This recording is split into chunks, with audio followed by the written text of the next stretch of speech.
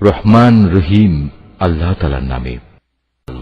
আল্লাহ তাআলা প্রকাশ্যভাবে মন্দ কথা বলা কখনো পছন্দ করেন না, তবে যে ব্যক্তির উপর অবিচার করা হয়েছে তার কথা আলাদা। আল্লাহ তাআলা ভালোভাবে শোনেন এবং জানেন। ভালো কাজ তোমরা প্রকাশ্যে করো কিংবা তা গোপনে করো, অথবা কোনো মন্দ কাজের জন্য যদি তোমরা ক্ষমা করে দাও, তাহলে তোমরাও দেখতে পাবে আল্লাহ তাআলা অতি ক্ষমাশীল ও প্রবল শক্তিমান। যারা আল্লাহ তাআলা ও তার রসুলদের অবিশ্বাস করে এবং আল্লাহ তাআলা ও রসুলদের মাঝে এই বলে একটা পার্থক্য করতে চায় যে আমরা রসুলদের কয়েকজনকে স্বীকার করি আবার কয়েকজনকে অস্বীকার করি, এর দ্বারা আসলে এরা নিজেদের জন্য একটা মাঝামাঝি রাস্তা বের করে নিতে চায়। এরাই হচ্ছে সত্যিকারের কাফের। আর আমি এ কাফেরদের জন্যই নির্দিষ্ট করে রেখেছি এক চরম লাঞ্ছনাদায়ক শাস্তি। অপরদিকে যারা আল্লাহ তাআলা ও তার রসুলের উপর ঈমান আনে এবং তার পাঠানো নবী রসুলদের একজনের সাথে আরেকজনের কোন রকম পার্থক্য করে না, এরাই হচ্ছে সেসব লোক যাদের তিনি অচিরেই অনেক পুরস্কার দান করবেন। প্রকৃতপক্ষে আল্লাহ তাআলা অত্যন্ত ক্ষমাশীল ও মহাদয়ালু। আহলে কেতাবের লোকেরা তোমার কাছে চায় তুমি যেন আসমান থেকে তাদের জন্য কোন কেতাব নাজিল করো। এরা তো মুসার কাছে এর চাইতে বড় রকমের দাবি পেশ করেছিল। তখন তারা বলেছিল, হে মুসা, তুমি স্বয়ং আল্লাহ তাআলাকেই আমাদের প্রকাশ্যভাবে দেখিয়ে দাও। অতঃপর তাদের এই বাড়াবাড়ির জন্য তাদের উপর প্রচন্ড বজ্রপাত এসে নিপতিত হয়েছে এবং এ সম্পর্কিত সুস্পষ্ট প্রমাণসমূহ তাদের কাছে আসার পরেও তারা গোবাছুরকে উপাস্য হিসেবে গ্রহণ করেছে। অতঃপর আমি তাদের এ অপরাধ ক্ষমা করে দিলাম এবং আমি মুসাকে স্পষ্ট প্রমাণসহ কেতাব দান করলাম। এদের ওপর তুর পাহাড়কে উঠিয়ে উঁচু করে ধরে আমি এদের কাছ থেকে আনুগত্যের প্রতিশ্রুতি আদায় করেছিলাম। আমি তাদের বলেছিলাম, নগরের দ্বার প্রান্ত দিয়ে ভেতরে প্রবেশ করার সময় তোমরা একান্ত অনুগত হয়ে ঢুকবে। আমি তাদের আরো বলেছিলাম, তোমরা শনিবারে মাছ ধরে আমার বিধানের সীমা লঙ্ঘন করো না। এ ব্যাপারে আমি তাদের কাছ থেকে শক্ত প্রতিশ্রুতি আদায় করে নিয়েছিলাম। অতঃপর তাদের পক্ষ থেকে এই প্রতিশ্রুতি ভঙ্গ করা, আল্লাহর আয়াতসমূহকে তাদের অস্বীকার করা এবং অন্যায়ভাবে আল্লাহ তাআলার নবীদের তাদের হত্যা করা, তদুপরি তাদের একথা বলা আমাদের হৃদয়ে বাতিল চিন্তাধারায় আচ্ছাদিত হয়ে আছে। প্রকৃতপক্ষে তাদের ক্রমাগত অস্বীকার করার কারণে আল্লাহ তাআলা স্বয়ং তাদের দিলের উপর মোহর মেরে দিয়েছেন। তাই এদের কম সংখ্যক লোকই ঈমান আনে। যেহেতু এরা আল্লাহকে অস্বীকার করতেই থাকল, এরা পুণ্যবতী মারিয়ামের উপরও জঘন্য অপবাদ আনল। তাদের এই মিথ্যা উক্তি যে আমরা অবশ্যই মারিয়ামের পুত্র ঈসাকে হত্যা করেছি, যিনি ছিলেন আল্লাহর রসুল, যদিও আসল ঘটনা হচ্ছে তারা কখনোই তাকে হত্যা করেনি। তারা তাকে শূলবিদ্ধও করেনি। মূলত তাদের কাছে ধাঁধার কারণে এমনই একটা কিছু মনে হয়েছিল। তাদের মাঝে যারা সঠিক ঘটনা না জানার কারণে তার ব্যাপারে মতবিরোধ করেছিল, তারাও এতে করে সন্দেহে পড়ে গেল। এ ব্যাপারে তাদের অনুমানের অনুসরণ করা ছাড়া সঠিক কোন জ্ঞানই ছিল না। তবে এটুকু নিশ্চিত, তারা তাকে হত্যা করেনি, বরং আসল ঘটনা ছিল আল্লাহ তাআলা তাকে তার নিজের কাছে তুলে নিয়েছেন। আল্লাহ তাআলা মহাপরাক্রমশালী ও মহাপ্রজ্ঞাময়। এই আহলে কেতাবদের মাঝে এমন একজনও থাকবে না যে ব্যক্তি তার মৃত্যুর আগে তার তিরোধান সম্পর্কে আল্লাহ তাআলার এই কথার উপর ঈমান আনবে না। কিয়ামতের দিনে সে নিজেই এদের উপর সাক্ষী হবে। ইহুদিদের বাড়াবাড়ি ও সীমা লঙ্ঘনমূলক আচরণের জন্য এমন অনেক পবিত্র জিনিসও আমি তাদের জন্য হারাম করে দিয়েছিলাম, যেটা তাদের জন্য আগে হালাল ছিল। এটা এই কারণে যে এরা বহু মানুষকে আল্লাহ তাআলার পথ থেকে বিরত রেখেছে। যেহেতু এরা লেনদেনের সুদ গ্রহণ করে, অথচ এদের তা থেকে সুস্পষ্টভাবে নিষেধ করা হয়েছিল, এবং এরা অন্যের মাল সম্পদ ধোঁকা প্রতারণার মাধ্যমে গ্রাস করে। তাদের মধ্যে এসব অপরাধে লিপ্ত কাফেরদের জন্য আমি তাই কঠিন আযাব নির্দিষ্ট করে রেখেছি। কিন্তু তাদের মধ্যে যাদের আবার জ্ঞানের গভীরতা রয়েছে, তারা এবং এমন সব ঈমানদার যারা তোমার উপর যা কিছু নাজিল হয়েছে তার উপর বিশ্বাস করে, সাথে সাথে তোমার পূর্ববর্তী নবী ও রসুলদের উপর যা নাজিল হয়েছে তার উপরও বিশ্বাস করে, নামাজ প্রতিষ্ঠা করে, যাকাত আদায় করে, সর্বোপরি আল্লাহ তাআলা ও শেষ দিনের উপর ঈমান আনে। মূলত এরাই হচ্ছে সেসব সৌভাগ্যবান মানুষ যাদের অচিরেই আমি মহাপুরস্কার দেব। হে নবী, আমি তোমার কাছে আমার ওহী পাঠিয়েছি, যেমনি করে আমি ওহী পাঠিয়েছিলাম নূহ ও তার পরবর্তী নবীদের প্রতি, আমি আরো ওহী পাঠিয়েছিলাম ইব্রাহিম, ইসমাইল, ইসহাক, ইয়াকুব ও তার বংশধরদের কাছে। ওহী পাঠিয়েছি ঈসা, আইয়ুব, ইউনুস, হারুন ও সুলাইমানের কাছেও। অতঃপর আমি দাউদের ওপর জাবুর গ্রন্থ অবতীর্ণ করেছি। রসুলদের মাঝে এমনও অনেকে আছে যাদের কথা ইতিপূর্বে আমি তোমার কাছে বলেছি, কিন্তু এদের মাঝে বহু রসুল এমনও আছে যাদের নাম ঠিকানা কিছুই আমি তোমাকে বলিনি। মুসার সাথে তো আল্লাহ তাআলা কথাও বলেছেন। রসুলরা জান্নাতের সুসংবাদবাহী ও জাহান্নামের ভয় প্রদর্শনকারী। তাদের এজন্যই পাঠানো হয়েছিল যাতে করে রসুলদের আগমনের পর আল্লাহ তাআলার উপর মানব জাতির কোন অজুহাত খাড়া করার সুযোগ না থাকে। সত্যি আল্লাহ তাআলা মহাপরাক্রমশালী ও প্রজ্ঞাময়। কিন্তু মানুষ যত অজুহাতই পেশ করুক না কেন, আল্লাহ তোমার উপর যা কিছু নাজিল করেছেন তা তাঁর প্রত্যক্ষ জ্ঞানের মাধ্যমেই করেছেন। ফেরেশতারাও তো একথার সাক্ষ্য দেবে, যদিও ওহির সাক্ষ্য প্রদানের জন্য আল্লাহ তাআলা একাই যথেষ্ট। নিশ্চয়ই যারা এই ওহী অস্বীকার করে এবং অন্য মানুষদেরও আল্লাহ তাআলার পথ থেকে সরিয়ে রাখে, তারা আসলে গুমরাহি ও পথভ্রষ্টতায় অনেক দূর এগিয়ে গেছে। নিশ্চয়ই যারা কুফরি করল এবং চরমভাবে সীমা লঙ্ঘন করল, তাদের ব্যাপারে এটা কখনো হবে না যে আল্লাহ তাআলা তাদের ক্ষমা করে দেবেন, না তিনি তাদের সঠিক রাস্তা দেখাবেন। হ্যাঁ, একটি মাত্র রাস্তাই তাদের জন্য উন্মুক্ত থাকবে এবং তা হচ্ছে জাহান্নামের রাস্তা, যেখানে তারা অনন্তকাল ধরে পড়ে থাকবে। শাস্তি প্রদানের এ কাজ আল্লাহর জন্য খুবই সহজ। হে মানুষরা, আল্লাহ তাআলার কাছ থেকে তোমাদের জন্য সঠিক বিধান নিয়ে রসুল এসেছে। যদি তার আনিত এই বিধানের উপর তোমরা ঈমান আনো, এতেই তোমাদের জন্য কল্যাণ রয়েছে। আর তোমরা যদি তা মেনে নিতে অস্বীকার করো, তাহলে জেনে রেখো এই আসমান জমিনের সর্বত্র যেখানে যা কিছু আছে তার সবকিছুই আল্লাহ তাআলার জন্য, এবং আল্লাহ তাআলা সর্বজ্ঞ, কুশলী। হে কিতাবধারীরা, নিজেদের দ্বীনের ব্যাপারে তোমরা বাড়াবাড়ি করো না, এবং ঈসার ঘটনা নিয়ে আল্লাহ তাআলার সম্পর্কে সত্য ছাড়া কোনো মিথ্যা বলো না। সে সত্য কথা হচ্ছে এই যে মরিয়ামের পুত্র মসীহ ছিল একজন রসূল ও তার এমন এক বাণী যা তিনি মরিয়ামের উপর প্রেরণ করেছেন, এবং সে ছিল আল্লাহ তাআলার কাছ থেকে পাঠানো এক রূহ। অতএব হে আহলে কিতাবরা, তোমরা আল্লাহ তাআলা ও তার রসূলদের উপর ঈমান আনো, আর কখনো এটা বলো না যে মাবুদের সংখ্যা ৩। এ জঘন্য মিথ্যা থেকে তোমরা বেঁচে থেকো, এটাই তোমাদের জন্য উত্তম। নিঃসন্দেহে আল্লাহ তাআলা তিনি তো একক মাবুদ। আল্লাহ তাআলা এ মূর্খতা থেকে অনেক পবিত্র যে তার কোনো সন্তান থাকবে। এ আকাশ ও ভূমণ্ডলের সব কিছুর মালিকানাই তো তাঁর, আর অভিভাবক হিসেবে আল্লাহ তাআলা যথেষ্ট। ঈসা মসীহ কখনো এতে বিন্দু মাত্র নিজেকে হেয় মনে করেননি যে সে নিজে আল্লাহ তাআলার বান্দা।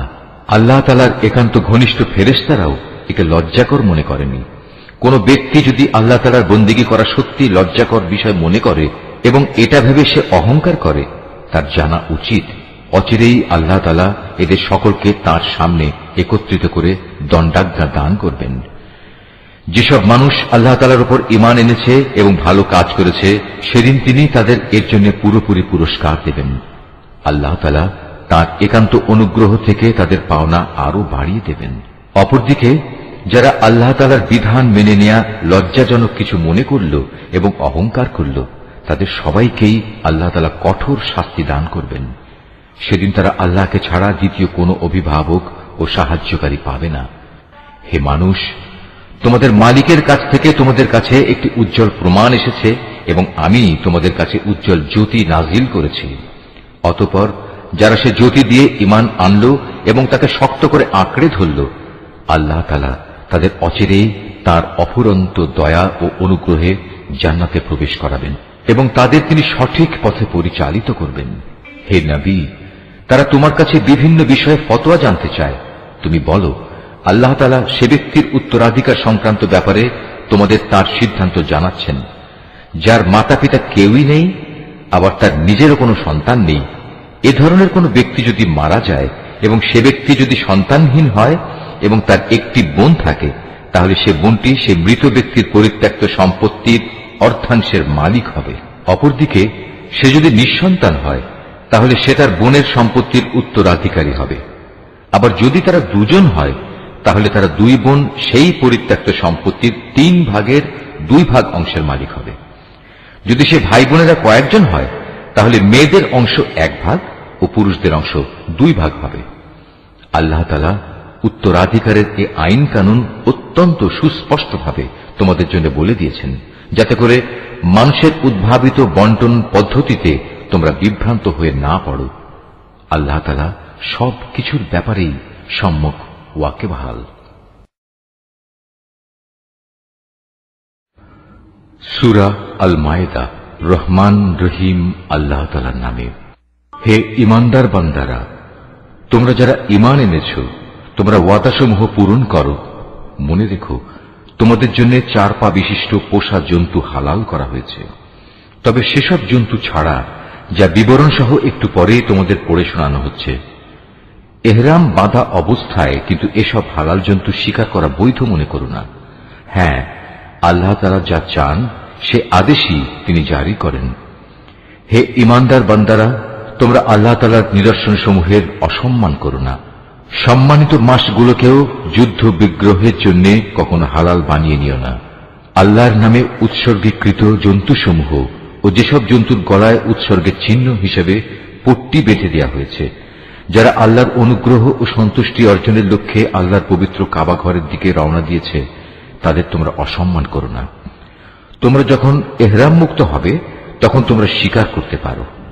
বিশেষ কোন একটি সম্প্রদায়ের বিদ্বেষ এমন বিদ্বেষ যার কারণে তারা তোমাদের আল্লাহ তাআলার পবিত্র মসজিদে আসার পথ বন্ধ করে দিয়েছিল, যেন তোমাদের কোন রকম সীমা লঙ্ঘন করতে প্ররোচিত না করে।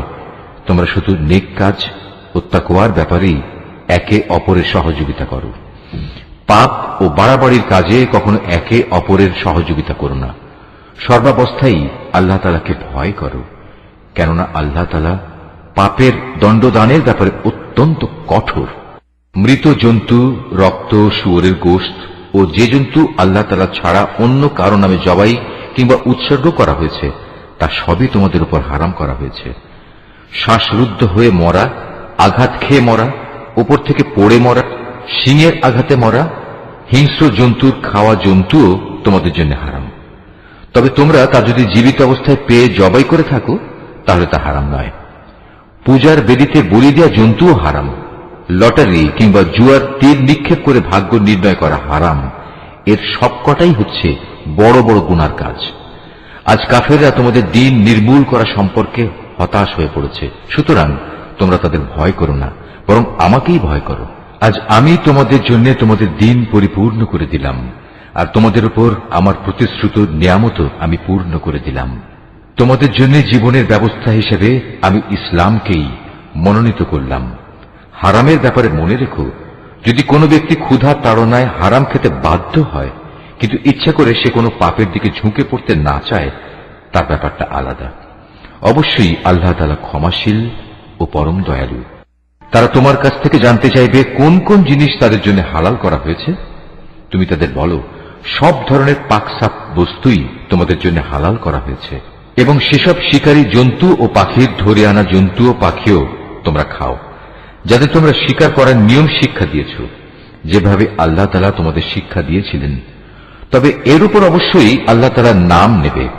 তোমরা আল্লাহ তাআলাকে ভয় করো, আল্লাহ তাআলা দ্রুত হিসাব গ্রহণকারী। আজ তোমাদের জন্য যাবতীয় পাক জিনিস হালাল করা হলো। যাদের উপর আল্লাহর কিতাব নাজিল করা হয়েছে তাদের খাবারও তোমাদের জন্য হালাল, আবার তোমাদের খাদ্যদ্রব্য তাদের জন্য হালাল। চরিত্রের সংরক্ষিত দুর্গে অবস্থানকারী মোমেন নারী ও তোমাদের আগে যাদের কিতাব দেওয়া হয়েছিল, যখন তোমরা তাদের মোহরানা আদায় করে দেবে, সেসব আহলে কিতাব সতীসাধ্যী নারীরাও তখন তোমাদের জন্য হালাল হয়ে যাবে। তোমরা থাকবে চরিত্রের রক্ষক হয়ে, কামনা চরিতার্থ করে কিংবা গোপন অভিসারী উপপত্নী বানিয়ে নয়। যে কেউই ঈমান অস্বীকার করবে তার জীবনে সব কর্মই নিষ্ফল হয়ে যাবে এবং শেষ বিচারের দিনে সে হবে চরমভাবে ক্ষতিগ্রস্তদের একজন। হে ঈমানদার ব্যক্তিরা, তোমরা যখন নামাজের জন্য দাঁড়াবে, তোমরা তোমাদের পুরো মুখমণ্ডল ও কনুই পর্যন্ত তোমাদের হাত দুটো ধুয়ে নেবে। অতঃপর তোমাদের মাথা মাসেহ করবে এবং পা দুটো গোড়ালি পর্যন্ত ধুয়ে নেবে। কখনো যদি এমন বেশি নাপাক হয়ে যাও যাতে গোসল করা ফরজ হয়ে যায়, তাহলে গোসল করে ভালোভাবে পবিত্র হয়ে নেবে। যদি তোমরা অসুস্থ হয়ে পড়ো কিংবা তোমরা যদি সফরে থাকো অথবা তোমাদের কেউ যদি মলমূত্র ত্যাগ করে আসে অথবা যদি নারী সম্ভোগ করে থাকো তাহলে পানি দিয়ে পবিত্রতা অর্জন করো। আর যদি পানি না পাও তাহলে পবিত্র মাটি দিয়ে তায়াম্মুম করে নাও। আর তায়াম্মুমের নিয়ম হচ্ছে সেই পবিত্র মাটি দিয়ে তোমরা তোমাদের মুখমণ্ডল ও হাত মাসেহ করে নেবে। মূলত আল্লাহ তাআলা কখনো পরিষ্কার পরিচ্ছন্নতার ব্যাপারে তোমাদের কষ্ট দিতে চান না, বরং তিনি চান তোমাদের পাক সাফ করে দিতে, এবং এভাবেই তিনি তোমাদের উপর তার নিয়ামতসমূহ পূর্ণ করে দিতে চান, যাতে করে তোমরা তার কৃতজ্ঞতা আদায় করতে পারো। তোমাদের উপর আল্লাহ তাআলার নিয়ামতসমূহ তোমরা স্মরণ করো এবং তোমাদের কাছ থেকে যে পাকা প্রতিশ্রুতি তিনি গ্রহণ করেছিলেন সে কথাও ভুলে যেও না। যখন তোমরা তার সাথে অঙ্গীকার করে বলেছিলে, হে আমাদের মালিক, আমরা তোমার কথা শুনলাম এবং তা মেনে নিলাম। তোমরা আল্লাহ তাআলাকে ভয় করো। অবশ্যই আল্লাহ তাআলা তোমাদের অন্তরে যা কিছু আছে সে সম্পর্কে সম্যক অবগত আছেন। হে ঈমানদার লোকেরা, তোমরা আল্লাহর জন্য সত্য ও ন্যায়ের উপর সাক্ষী হয়ে অবিচলভাবে দাঁড়িয়ে থেকো। মনে রাখবে, বিশেষ কোন সম্প্রদায়ের দুশমনী যেন তোমাদের এমনভাবে প্ররোচিত না করে এর ফলে তোমরা ন্যায় ও ইনসাফের পথ থেকে সরে আসবে। তোমরা ইনসাফ করো, কারণ এই কাজটি আল্লাহ তাআলাকে ভয় করে চলার অধিক নিকটতর। তোমরা আল্লাহ তাআলাকে ভয় করো। অবশ্যই আল্লাহ তাআলা তোমাদের কর্মকাণ্ড সম্পর্কে পূর্ণাঙ্গ ওয়াকিবহাল রয়েছেন। যারা ঈমান আনে এবং নেক কাজ করে আল্লাহ তাআলা তাদের সবাইকে এই বলে প্রতিশ্রুতি দিয়েছেন যে তাদের জন্য তার কাছে বিশেষ ক্ষমা ও মহা পুরস্কার রয়েছে।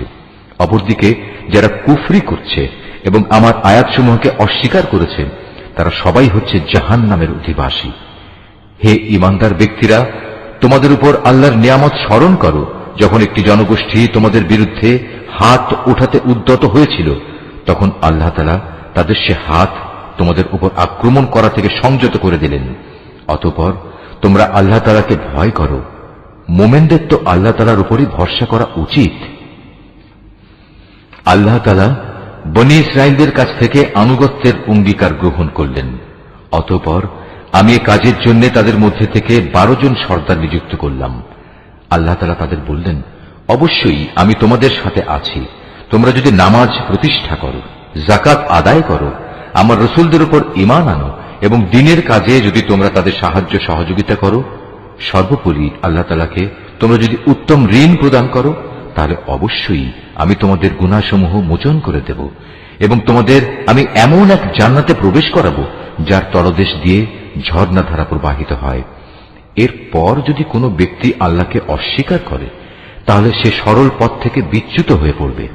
অতঃপর তাদের সেই অঙ্গীকার ভঙ্গ করার কারণে আমি তাদের উপর অভিশাপ নাজিল করেছি এবং তাদের হৃদয় কঠিন করে দিয়েছি। তাদের চরিত্রই ছিল তারা আল্লাহর কালামকে তার নির্দিষ্ট অর্থ থেকে সরিয়ে নিয়ে বিকৃত করে দিত। হেদায়েতের যা কিছু তাদের শিক্ষা দেওয়া হয়েছিল তার অধিকাংশ কথাই তারা ভুলে গেল। প্রতিনিয়ত তুমি তাদের দেখতে পাবে, তাদের সামান্য একটি অংশ ছাড়া অধিকাংশ মানুষই আল্লাহর সাথে বিশ্বাসঘাতকতা করে চলেছে। অতএব তুমি তাদের ক্ষমা করে দাও। যথাসম্ভব তুমি তাদের সংস্রব এড়িয়ে চলো। অবশ্যই আল্লাহ তাআলা কল্যাণকামী মানুষদের ভালোবাসেন। আমি তো তাদের কাছ থেকেও আনুগত্যের অঙ্গীকার গ্রহণ করেছিলাম যারা বলে আমরা খ্রিস্টান সম্প্রদায়ের লোক। অতঃপর এরাও সে অঙ্গীকার সম্পর্কিত অধিকাংশ কথা ভুলে গেল যা তাদের স্মরণ করানো হয়েছিল। সুতরাং আমিও তাদের পরস্পরের মধ্যে কিয়ামত পর্যন্ত এক স্থায়ী শত্রুতা ও বিদ্বেষের বীজ বপন করে দিলাম। অচিরেই আল্লাহ তাআলা তাদের বলে দেবেন দুনিয়ার জীবনে তারা যা কিছু উদ্ভাবন করত। হে আহলে কিতাবরা, তোমাদের কাছে আমার পক্ষ থেকে রাসূল এসেছে। আগের কিতাবে যা কিছু তোমরা এতদিন গোপন করে রেখেছিলে তার বহু কিছুই সে তোমাদের বলে দিচ্ছে, আবার অনেক কিছু সে এড়িয়েও যাচ্ছে। তোমাদের কাছে এখন তো আল্লাহর পক্ষ থেকে আলোকবর্তিকা এবং সুস্পষ্ট কিতাব এসে হাজির হয়েছে। যে আল্লাহর সন্তুষ্টি লাভ করতে চায় এই কিতাব দ্বারা আল্লাহ তাআলা তার শান্তি ও নিরাপত্তার পথ বাতলে দেন। অতঃপর তিনি তার অনুমতিক্রমে তাদের জাহেলিয়াতের অন্ধকার থেকে ঈমানের আলোতে বের করে আনেন, আর এভাবেই তাদের তিনি সঠিক পথে পরিচালিত করেন।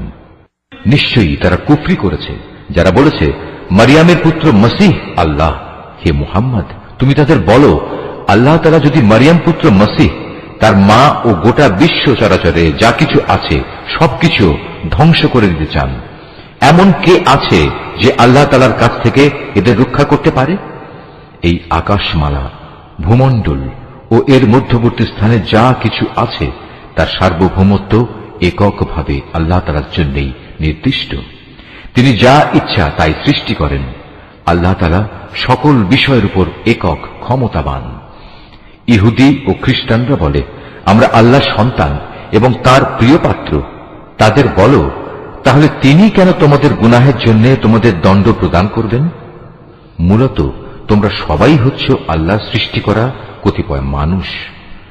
আল্লাহ তাআলা তার বান্দাদের যাকে ইচ্ছা ক্ষমা করে দেন, আবার যাকে ইচ্ছা তাকে তিনি শাস্তি প্রদান করেন। আসমান সমূহ ও জমিনের মধ্যবর্তী সব কিছুর একক মালিকানা আল্লাহ তাআলার জন্যই নির্দিষ্ট। সব কিছুকে তার দিকেই ফিরে যেতে হবে। হে আহলে কিতাবরা, রসুলদের আগমন ধারার উপরই আমার পক্ষ থেকে তোমাদের কাছে একজন রসুল এসেছে। সে তোমাদের জন্য আমার কথাগুলো সুস্পষ্টভাবে বর্ণনা করছে, যাতে করে তোমরা বিচারের কাঠগড়ায় দাঁড়িয়ে একথা বলতে না পারো যে কই আমাদের কাছে জান্নাতের সুসংবাদ বহনকারী ও জাহান্নামের সতর্ককারী হিসেবে কেউ তো আগমন করেনি। আজ সত্যি সত্যি তোমাদের কাছে সুসংবাদবাহী ও সতর্ককারী একজন রসুল এসে গেছে। বস্তুত আল্লাহ তাআলা সর্ববিষয়ে শক্তিমান। স্মরণ করো যখন মুসা তার জাতিকে বলেছিল, হে আমার সম্প্রদায়ের লোকেরা, আল্লাহ তাআলা তোমাদের উপর যে নিয়ামত নাজিল করেছেন তা তোমরা স্মরণ করো। যখন তিনি তোমাদের মাঝে বহু নবী পয়দা করেছেন, তিনি তোমাদের এ জমিনের শাসনকর্তা বানিয়েছেন। এছাড়াও তিনি তোমাদের এমন সব নিয়ামত দান করেছেন যা এ বিশ্ব জগতে এর আগে তিনি আর কাউকে দান করেননি। হে আমার জাতি, আল্লাহ তাআলা তোমাদের জন্য যে পবিত্র ভূখণ্ড লিখে রেখেছেন তোমরা তাতে প্রবেশ করো এবং এ অগ্রাভিযানে কখনো পশ্চাদাপসরণ করো না। তারপরেও তোমরা যদি ফিরে আসো তাহলে ভীষণ ক্ষতিগ্রস্ত হবে। তারা বলল, হে মুসা, আমরা কিভাবে সেই জনপদে প্রবেশ করব? সেখানে তো এক দুর্দণ্ড প্রতাপশালী সম্প্রদায় রয়েছে। তারা সেখান থেকে বেরিয়ে না এলে আমরা কিছুতেই সেখানে প্রবেশ করব না। তারা সেখান থেকে বেরিয়ে এলে আমরা অবশ্যই প্রবেশ করব। যারা আল্লাহ তাআলাকে ভয় করছিল তাদের এমন দুজন লোক যাদের উপর আল্লাহ তাআলা অনুগ্রহ করেছিলেন এগিয়ে এসে বলল, তোমরা সদর দরজা দিয়েই তাদের জনপদে প্রবেশ করো, আর একবার সেখানে প্রবেশ করলেই তোমরা বিজয়ী হবে। তোমরা যদি সত্যিকার অর্থে মুমিন হও তাহলে আল্লাহর উপরই ভরসা করো। তারা আরো বলল, হে মুসা, সেই শক্তিশালী লোকেরা যতক্ষণ পর্যন্ত সেখানে থাকবে ততক্ষণ আমরা কোনো অবস্থায় সেখানে প্রবেশ করব না। তুমি বরং যাও, তুমিও তোমার মালিক উভয় মিলে যুদ্ধ করো, আমরা এখানে বসে রইলাম। তাদের কথা শুনে মুসা বলল, হে আমার মালিক, তুমি তো জানো আমার নিজের এবং আমার ভাই ছাড়া আর কারো উপর আমার আধিপত্য চলে না।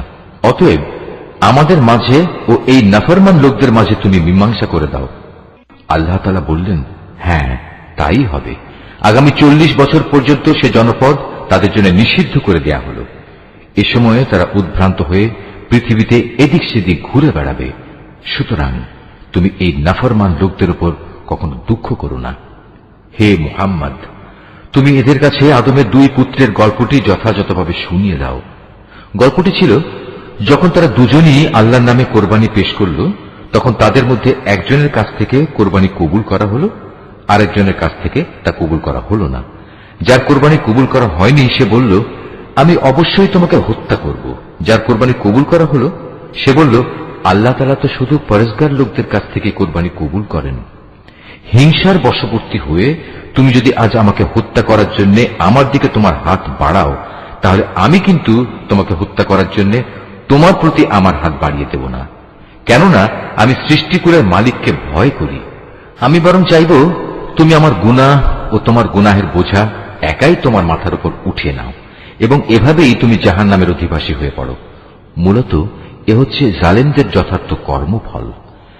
শেষ পর্যন্ত তার কুপ্রবৃত্তি তাকে নিজ ভাইয়ের হত্যার কাজে উস্কানি দিল। অতঃপর সেটাকে খুন করেই ফেলল এবং এ কাজের ফলে সে ক্ষতিগ্রস্তদের অন্তর্ভুক্ত হয়ে গেল। অতঃপর আল্লাহ তাআলা সেখানে একটি কাক পাঠালেন। কাকটি হত্যাকারীর সামনে এসে মাটি খুঁড়তে লাগল।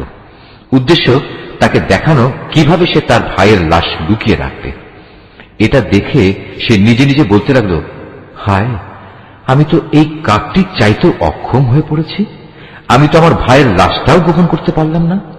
অতঃপর সে সত্যি সত্যি নিজের কৃতকর্মের জন্য অনুতপ্ত হল। পরবর্তীকালে এই ঘটনার কারণে আমি বনী ইসরায়েলদের জন্য এই বিধান জারি করলাম যে কোনো মানুষকে হত্যা করার কিংবা পৃথিবীতে ধ্বংসাত্মক কাজ করার শাস্তি বিধান ছাড়া অন্য কোনো কারণে কেউ যদি কাউকে হত্যা করে, সে যেন গোটা মানব জাতিকেই হত্যা করল। আবার এমনিভাবে যদি কেউ একজনের প্রাণ রক্ষা করে, তবে সে যেন গোটা মানব জাতিকেই বাঁচিয়ে দিল। এদের কাছে আমার রসুলরা সুস্পষ্ট নিদর্শন নিয়ে এসেছিল, তারপরেও এদের অধিকাংশ লোক এ জমিনের বুকে সীমা লঙ্ঘনকারী হিসেবেই থেকে গেল। যারা আল্লাহ তাআলা ও তার রসুলের বিরুদ্ধে যুদ্ধ করে এবং আল্লাহর জমিনে বিপর্যয় সৃষ্টি করে, তাদের জন্য নির্দিষ্ট শাস্তি হচ্ছে এই যে তাদের হত্যা করা হবে কিংবা তাদের শূলবিদ্ধ করা হবে, অথবা বিপরীত দিক থেকে তাদের হাত পা কেটে ফেলা হবে কিংবা দেশ থেকে তাদের নির্বাসিত করতে হবে। এই অপমানজনক শাস্তি তাদের দুনিয়ার জীবনের জন্য। তাছাড়া পরকালে তাদের জন্য ভয়াবহ আযাব তো রয়েছেই। তবে এটা তাদের জন্য নয় যাদের উপর তোমাদের আধিপত্য স্থাপিত হবার আগেই তারা তওবা করেছে। তোমরা জেনে রেখো, আল্লাহ তাআলা একান্ত ক্ষমাশীল ও পরম করুণাময়।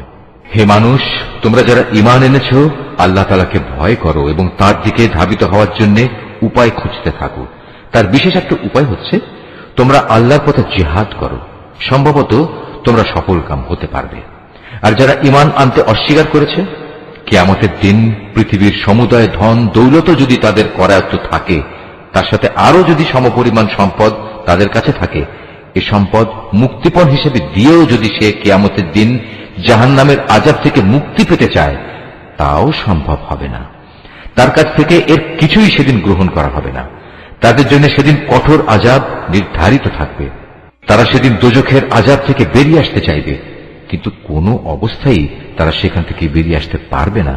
তাদের জন্য স্থায়ী আযাব নির্দিষ্ট হয়ে আছে। পুরুষ ও নারী এদের যে কেউই চুরি করবে, তাদের হাত দুটো কেটে ফেলে। এটা তাদের কর্মফল এবং আল্লাহর পক্ষ থেকে নির্ধারিত দণ্ড। আল্লাহ তাআলা মহা শক্তিশালী ও প্রবল প্রজ্ঞাময়। হ্যাঁ, যে ব্যক্তি এই জঘন্য জুলুম করার পর আল্লাহ তাআলার কাছে তওবা করবে এবং নিজের সংশোধন করে নেবে, অবশ্যই আল্লাহ তাআলা তার তওবা কবুল করবেন। আল্লাহ তাআলা নিঃসন্দেহে বড় ক্ষমাশীল ও দয়াময়। তুমি কি একথা জানো না, এই আকাশমণ্ডলী ও জমিনের একক সার্বভৌমত্ব একমাত্র আল্লাহ তাআলার জন্য? তিনি যাকে ইচ্ছা তাকে শাস্তি দেন, আবার যাকে ইচ্ছা তাকে তিনি মাফ করে দেন। কেননা সবকিছুর উপর তিনিই হচ্ছেন একক ক্ষমতাবান। হে রাসূল, যারা দ্রুত গতিতে কুফরির পথে ধাবিত হচ্ছে, তারা যেন তোমাকে দুঃখ না দেয়। এরা সে দলের লোক যারা মুখে মুখে বলে আমরা ঈমান এনেছি, কিন্তু সত্যিকার অর্থে তাদের অন্তর কখনো ঈমান আনেনি। আর তাদের ব্যাপারও নয় যারা ইহুদি, তারা মিথ্যা কথা শোনার জন্য সদা কান খাড়া করে রাখে এবং তাদের বন্ধু সম্প্রদায়ের যেসব লোক কখনো তোমার কাছে আসেনি, এরা সেই অপর সম্প্রদায়টির জন্যই নিজেদের কান খাড়া করে রাখে। আল্লাহর কিতাবের কথাগুলো আপন জায়গায় বিন্যস্ত থাকার পরেও এরা তা বিকৃত করে বেড়ায় এবং অন্যদের কাছে এরা বলে, হ্যাঁ, যদি এ ধরনের কোনো বিধান তোমাদের দেওয়া হয় তাহলে তোমরা তা গ্রহণ করো, আর সে ধরনের কিছু না দেওয়া হলে তোমরা তা থেকে সতর্ক থেকো। আসলে আল্লাহ তাআলা যার পথচ্যুতি চান, তাকে আল্লাহর পাকড়াও থেকে বাঁচানোর জন্য তুমি তো কিছুই করতে পারো না। এরাই হচ্ছে সেসব হতভাগ্য লোক। আল্লাহ তাআলা কখনো যাদের অন্তরগুলোকে পাক সাফ করার ইরাদা পোষণ করেন না, তাদের জন্য পৃথিবীতে যেমনি রয়েছে অপমান ও লাঞ্ছনা, পরকালেও তেমনি তাদের জন্য অপেক্ষা করছে ভয়াবহ আযাব। ইহুদিদের চরিত্র হচ্ছে, এরা যেমন মিথ্যা কথা শুনতে অভ্যস্ত, তেমনি এরা হারাম মাল খেতেও ওস্তাদ। অতএব এরা যদি কখনো কোনো বিচার নিয়ে তোমার কাছে আসে, তাহলে তুমি চাইলে তাদের বিচার করতে পারো কিংবা তাদের উপেক্ষা করো। যদি তুমি তাদের ফিরিয়ে দাও, তাহলে নিশ্চিত থাকো এরা তোমার কোনোই অনিষ্ট করতে পারবে না। তবে যদি তুমি তাদের বিচার ফয়সালা করতে চাও, তাহলে অবশ্যই ন্যায় বিচার করবে। নিঃসন্দেহে আল্লাহ তাআলা ন্যায় বিচারকদের ভালোবাসেন। এসব লোক কিভাবে তোমার কাছে বিচারের ভার নিয়ে হাজির হবে যখন তাদের নিজেদের কাছেই আল্লাহর পাঠানো তাওরাত মজুদ রয়েছে? তাতেও তো বিচার আচার সংক্রান্ত আল্লাহর বিধান আছে। তুমি যা কিছুই করো না কেন, একটু পরেই তারা তোমার কাছ থেকে মুখ ফিরিয়ে নেবে। এরা আসলে ঈমানদারই নয়। নিঃসন্দেহে আমি মুসার কাছে তাওরাত নাজিল করেছি, তাতে তাদের জন্য পথ নির্দেশ ও আলোকবর্তিকা বর্তমান ছিল। আমার নবীরা যারা আমার বিধানেরই অনুবর্তন করত, ইহুদি জাতিকে এ হেদায়েত মোতাবেকই আইন কানুন প্রদান করত। নবীদের পর তাদের জ্ঞান সাধক ও ধর্মীয় পণ্ডিতরাও এ অনুযায়ী বিচার ফয়সালা করত। কেননা নবীর পর আল্লাহর কিতাব সংরক্ষণ করার দায়িত্ব এদেরই দেয়া হয়েছিল। তারা নিজেরাও ছিল এর প্রত্যক্ষ সাক্ষী। সুতরাং তোমরা মানুষদের ভয় না করে একান্তভাবে আমাকেই ভয় করো, আর আমার আয়াতসমূহ সামান্য মূল্যে বিক্রি করে দিও না। যারা আল্লাহর নাজিল করা আইন অনুযায়ী বিচার ফয়সালা করে না, তারাই হচ্ছে কাফের। তাওরাতে আমি তাদের জন্য বিধান নাজিল করেছিলাম যে তাদের জানের বদলে জান, চোখের বদলে চোখ, নাকের বদলে নাক, কানের বদলে কান, দাঁতের বদলে দাঁত। শাস্তি প্রয়োগের সময় এই শারীরিক জখমটাই কিন্তু আসল দণ্ড বলে বিবেচিত হয়। অবশ্য বাদীপক্ষের কেউ যদি এই দণ্ড মাফ করে দিতে চায়, তাহলে তা তার নিজের গুনাহ খাতার জন্য কাফারা হিসেবে গণ্য হবে। আর যারাই আল্লাহ নাজিল করা বিধান অনুযায়ী বিচার ফয়সালা করবে না, তারা হচ্ছে জালেম। এ ক্রমধারায় অতঃপর আমি মরিয়ম পুত্র ঈসাকে পাঠিয়েছি। সে সময় আগে থেকে তাওরাতে যা কিছু অবশিষ্ট ছিল সে ছিল তার সত্যতা স্বীকারকারী, আর আমি তাকে ইনজিল দান করেছি, তাতে ছিল হেদায়েত ও নূর। তখন তাওরাতে যা কিছু তার কাছে বর্তমান ছিল, ইনজিল কিতাব তার সত্যতা স্বীকার করেছে। তদুপরি তাতে আল্লাহভীরু লোকদের জন্য পথ নির্দেশ ও উপদেশ মজুদ ছিল। ইনজিলের অনুসারীদের উচিত এর ভেতর আল্লাহ তাআলা যা কিছু নাজিল করেছেন তার ভিত্তিতে বিচার ফয়সালা করা। কেননা যারাই আল্লাহর নাজিল করা আইনের ভিত্তিতে বিচার করবে না, তারাই ফাসেক। হে মুহাম্মদ, আমি তোমার প্রতি সত্য দিন সহ এ কিতাব নাজিল করেছি। আগের কিতাবসমূহের যা কিছু অবিকৃত অবস্থায় তার সামনে মজুদ রয়েছে, এ কিতাব তার সত্যতা স্বীকার করে। শুধু তাই নয়, এ কিতাব সেসব বিধানের হেফাজতকারীও বটে। সুতরাং আল্লাহ তাআলা যেসব বিধি বিধান নাজিল করেছেন তার ভিত্তিতেই তুমি বিচার ফয়সালা করো। আর এই বিচারের সময় তোমার নিজের কাছে যা সত্য দিন এসেছে তা থেকে সরে গিয়ে তাদের খেয়াল খুশির অনুসরণ করো না। আমি তোমাদের প্রতিটি সম্প্রদায়ের জন্য শরীয়ত ও কর্মপন্থা নির্ধারণ করে দিয়েছি। আল্লাহ তাআলা চাইলে তোমাদের সবাইকে একই উম্মত বানিয়ে দিতে পারতেন, বরং তিনি তোমাদের যা দিয়েছেন তার ভিত্তিতে তোমাদের যাচাই বাছাই করে দিতে চেয়েছেন। অতএব ভালো কাজে তোমরা সবাই প্রতিযোগিতা করো, কেননা আল্লাহ তাআলার দিকেই হবে তোমাদের সকলের প্রত্যাবর্তন স্থল। এখানে তোমরা যেসব বিষয় নিয়ে মতভেদ করতে, অতঃপর তিনি অবশ্যই তা তোমাদের স্পষ্ট করে বলে দেবেন। অতএব হে মুহাম্মদ, তোমার উপর আল্লাহ তাআলা যে আইন কানুন নাজিল করেছেন তুমি তারই ভিত্তিতে এদের মাঝে বিচার ফয়সালা করো, এবং কখনো তাদের খেয়াল খুশির অনুসরণ করো না, এবং তাদের ষড়যন্ত্র থেকে সতর্ক থেকো। যা কিছু আল্লাহ তাআলা তোমার উপর নাজিল করেছেন তার কোন কোন বিষয়ে যেন তারা কখনো তোমাকে ফিতনায় না ফেলতে পারে। অতঃপর তোমার ফয়সালা যদি এরা মুখ ফিরিয়ে নেয়, তাহলে জেনে রেখো আল্লাহ তাআলা তাদের নিজেদেরই কোনো গুনাহের জন্য তাদের কোন রকম মুসিবতে ফেলতে চান। কেননা মানুষের মাঝে অধিকাংশই হচ্ছে অবাধ্য। তবে কি তারা পুনরায় জাহেলিয়াতের বিচার ব্যবস্থা তালাশ করছে? অথচ যারা আল্লাহতে বিশ্বাস করে তাদের কাছে আল্লাহ তাআলা চাইতে উত্তম বিচারক আর কে হতে পারে? হে ঈমানদার লোকেরা, তোমরা কখনো ইহুদি খ্রিস্টানদের নিজেদের বন্ধু হিসেবে গ্রহণ করো না, কেননা এরা নিজেরা সব সময় একে অপরের বন্ধু। তোমাদের মধ্যে কেউ যদি কখনো এদের কাউকে বন্ধু বানিয়ে নেয়, তাহলে সে তাদেরই দলভুক্ত হয়ে যাবে। আর আল্লাহ তাআলা কখনো জালেম সম্প্রদায়কে হেদায়েত দান করেন না। অতঃপর যাদের অন্তরে মুনাফিকির ব্যাধি রয়েছে তাদের তুমি দেখবে তারা বিশেষ তৎপরতার সাথে এই বলে তাদের সাথে মিলিত হচ্ছে যে আমাদের আশঙ্কা হচ্ছে কোন বিপর্যয় এসে আমাদের উপর আপতিত হবে। পরে হয়তো আল্লাহ তাআলা তোমাদের কাছে বিজয় নিয়ে আসবেন, কিংবা তার কাছ থেকে অন্য কিছু অনুগ্রহ তিনি দান করবেন। তখন তা দেখে এই লোকেরা নিজেদের মনের ভেতর যে কপটতা লুকিয়ে রেখেছিল তার জন্য ভীষণ অনুতপ্ত হবে।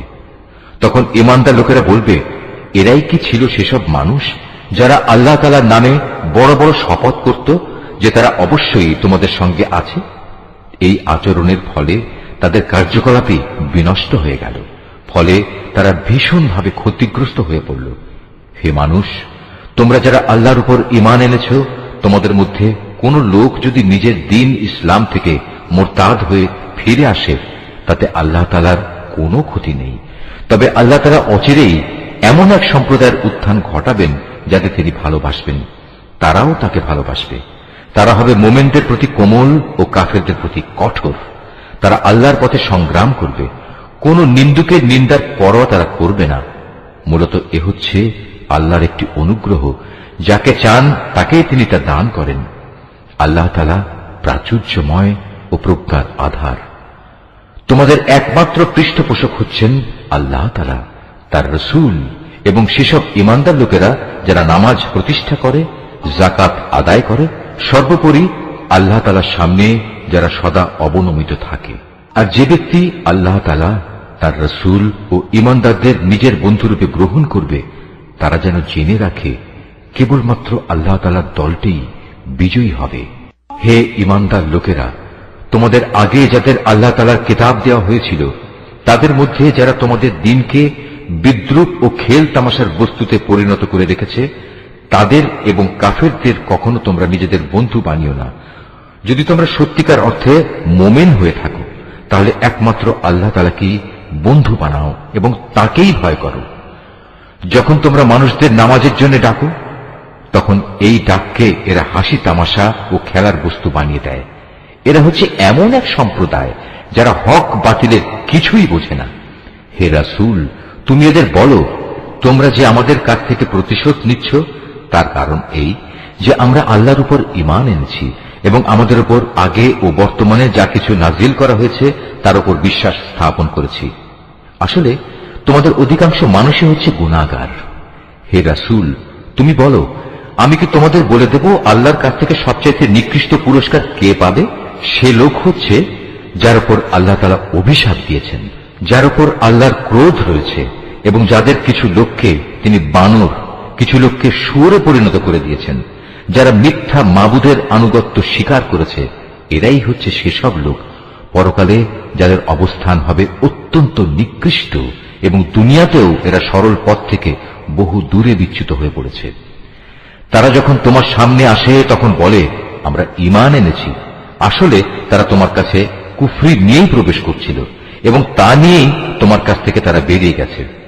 তারা মনের ভেতর যা কিছু লুকিয়ে রাখছিল, আল্লাহ সে ব্যাপারে পূর্ণ ওয়াকিবহাল রয়েছেন। তাদের অনেককেই তুমি দেখতে পাবে গুনাহ করা, আল্লাহর সাথে বিদ্রোহ ও হারাম মাল ভোগ করার কাজে এরা একে অপরের সাথে প্রতিযোগিতা করে চলেছে। এরা যা কিছু করে মূলত তা বড়ই নিকৃষ্ট কাজ। কত ভালো হতো এদের ধর্মীয় নেতা ও পণ্ডিত ব্যক্তিরা যদি এদের এসব পাপের কথা ও হারাম মাল ভোগ করা থেকে বিরত রাখত, কারণ এরা যা কিছু সংগ্রহ করছে তা বড়ই জঘন্য। ইহুদিরা বলে, আল্লাহর দানের হাত পা বাঁধা পড়ে গেছে। আসলে তাদের নিজেদের হাতই বাঁধা পড়ে গেছে। আর তারা যা কিছু বলেছে সে কারণে তাদের উপর আল্লাহ তাআলার অভিশাপ নাজিল করা হয়েছে। আল্লাহ তো দুনিয়া আখিরাতের উভয় হাতই মুক্ত। যেভাবে তিনি চান সেভাবেই তিনি দান করেন। প্রকৃত ঘটনা হচ্ছে, তোমার মালিকের পক্ষ থেকে যা কিছু তোমার উপর নাজিল করা হয়েছে তা তাদের অনেকেরই সীমা লঙ্ঘন ও কুফরি বাড়িয়ে দিয়েছে। এই আচরণের ফলে আমি তাদের মাঝে কিয়ামত পর্যন্ত একটা শত্রুতা ও পরস্পর বিদ্বেষ সঞ্চার করে দিয়েছি। যখনই তারা যুদ্ধের আগুন জ্বালিয়ে দিতে চেয়েছে, আল্লাহ তাআলা তখনই তা নিভিয়ে দিয়েছেন। তারা বারবার এ জমিনে বিপর্যয় সৃষ্টির প্রয়াস পেয়েছে। আসলে আল্লাহ তাআলা বিপর্যয় সৃষ্টিকারীদের মোটেই ভালোবাসেন না। যদি আহলে কিতাবরা ঈমান আনত এবং আল্লাহকে ভয় করত, তবে অবশ্যই আমি তাদের গুনাহ খাতা মুছে দিতাম এবং তাদের আমি নিয়ামতে পরিপূর্ণ জান্নাতে প্রবেশ করাতাম। যদি তারা তাওরাত ও ইনজিল তথা তার বিধান প্রতিষ্ঠা করত, আর যা তাদের উপর তাদের মালিকের কাছ থেকে নাজিল করা হয়েছে তার উপর প্রতিষ্ঠিত থাকত, তাহলে তারা রিজিক পেত তাদের মাথার উপরের আসমান থেকে ও তাদের পায়ের নিচের জমিন থেকে। তাদের মধ্যে অবশ্য একদল ন্যায় ও মধ্যপন্থী লোক রয়েছে, তবে তাদের অধিকাংশই হচ্ছে এমন যাদের কর্মফল খুবই নিকৃষ্ট। হে রাসূল, যা কিছু তোমার উপর নাজিল করা হয়েছে তা তুমি অন্যের কাছে পৌঁছে দাও। যদি তুমি তা না করো তাহলে তুমি তো মানুষদের কাছে তার বার্তা পৌঁছে দিলে না। আল্লাহ তাআলা তোমাকে মানুষের অনিষ্ট থেকে বাঁচিয়ে রাখবেন। নিশ্চয়ই আল্লাহ তাআলা কখনো কোনো অবাধ্য জাতিকে পথ প্রদর্শন করেন না। তুমি তাদের বলো, হে আহলে কিতাবরা, যতক্ষণ পর্যন্ত তোমরা তাওরাত, ইনজিল ও তোমাদের প্রতি তোমাদের মালিকের পক্ষ থেকে যা নাজিল করা হয়েছে তা প্রতিষ্ঠিত না করবে, ততক্ষণ পর্যন্ত মনে করতে হবে তোমরা কোনো কিছুর উপরই প্রতিষ্ঠিত নেই। তোমার মালিকের কাছ থেকে যা কিছু তোমার প্রতি নাজিল করা হয়েছে তা তাদের অনেকেরই সীমা লঙ্ঘন ও কুফরি বাড়িয়ে দেবে। সুতরাং তুমি এই কাফের সম্প্রদায়ের জন্য মোটেই আফসোস করো না। নিশ্চয়ই ইহুদি, সাবেই, খ্রিস্টান যে কেউই এক আল্লাহ তাআলা ও শেষ বিচার দিনের উপর ঈমান আনবে এবং সৎকর্ম করবে তাদের কোনো ভয় নেই, পরকালেও তাদের কোনো দুশ্চিন্তাগ্রস্ত হতে হবে না। বনী ইসরাইলের কাছ থেকে আমি আনুগত্যের অঙ্গীকার আদায় করে নিয়েছিলাম এবং সে মোতাবেক আমি তাদের কাছে রসুলদের প্রেরণ করেছিলাম। কিন্তু যখনই কোন রসুল তাদের কাছে এমন কোন বিধান নিয়ে হাজির হয়েছে যা তাদের পছন্দসই ছিল না, তখনই তারা এই রসুলদের একদলকে মিথ্যাবাদী বলেছে, আরেক দলকে তারা হত্যা করেছে। তারা ধরে নিয়েছিল এত কিছু করা সত্ত্বেও তাদের উপর কোনো বিপর্যয় আসবে না, তাই তারা সত্য গ্রহণ করার ব্যাপারে অন্ধ ও বধির হয়ে থাকল। তারপরেও আল্লাহ তাআলা তাদের প্রতি ক্ষমা পরবশ হলেন। তাদের অনেকেই আবার অন্ধ ও বধির হয়ে গেল। তারা যা কিছু করেছে আল্লাহ তাআলা তা পর্যবেক্ষণ করছেন। নিশ্চয়ই তারা কাফের হয়ে গেছে যারা একথা বলেছে আল্লাহ হচ্ছেন মারিয়ামের পুত্র মসীহ, অথচ মসীহ নিজেই একথা বলেছে যে, হে বনী ইসরাইল, তোমরা এক আল্লাহর ইবাদত করো, যিনি আমারও মালিক তোমাদেরও মালিক। মূলত যে কেউই আল্লাহর সাথে শরীক করবে আল্লাহ তাআলা তার উপর জান্নাত হারাম করে দেবেন, আর তার স্থায়ী ঠিকানা হবে জাহান্নাম। এই জালেমদের সেদিন কোনো সাহায্যকারী থাকবে না। তারাও কুফরি করেছে যারা বলেছে তিনজনের মধ্যে তৃতীয় জন হচ্ছেন আল্লাহ, অথচ এক আল্লাহ তাআলা ছাড়া আর কোনো ইলাহ নেই।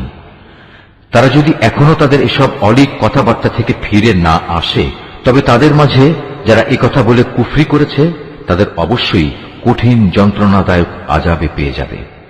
তারা কি আল্লাহর কাছে তওবা করবে না?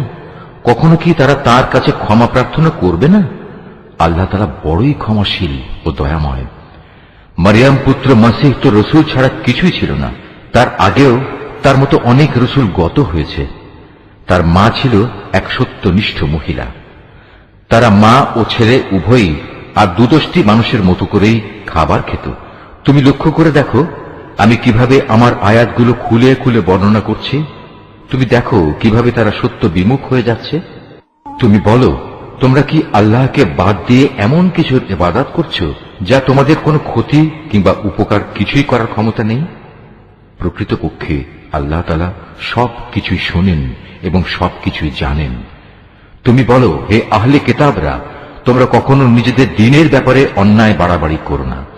মসীহের ব্যাপারে তোমরা সেসব জাতির খেয়াল খুশির অনুসরণ করো না যারা তোমাদের আগেই পথভ্রষ্ট হয়ে গেছে এবং তারা অনেক লোককেই গোমরাহ করে দিয়েছে, আর তারা নিজেরাও সহজ সরল পথ থেকে বিচ্যুত হয়ে গেছে। বনী ইসরাইলদের আরো যারা মসীহের ব্যাপারে আল্লাহর এই ঘোষণা অস্বীকার করেছে তাদের উপর দাউদ ও মরিয়ম পুত্র ঈসার মুখ থেকে অভিশাপ দেওয়া হয়েছে, কেননা তারা আল্লাহর বিরুদ্ধে বিদ্রোহ করেছে এবং সীমা লঙ্ঘন করেছে। তারা যেসব গর্হিত কাজ করত তা থেকে তারা একে অপরকে বারণ করত না। তারা যা করত নিঃসন্দেহে তা ছিল নিকৃষ্ট। তুমি তাদের মাঝে এমন বহু লোককে দেখতে পাবে যারা ঈমানদারদের বদলে কাফেরদের সাথে বন্ধুত্ব করতে বেশি আগ্রহী। অবশ্য তারা নিজেরা যা কিছু অর্জন করে সামনে পাঠিয়েছে তাও অতি নিকৃষ্ট। এ কারণে আল্লাহ তাআলা তাদের উপর ক্রোধান্বিত হয়েছেন। এই লোকেরা চিরকাল আযাবেই নিমজ্জিত থাকবে।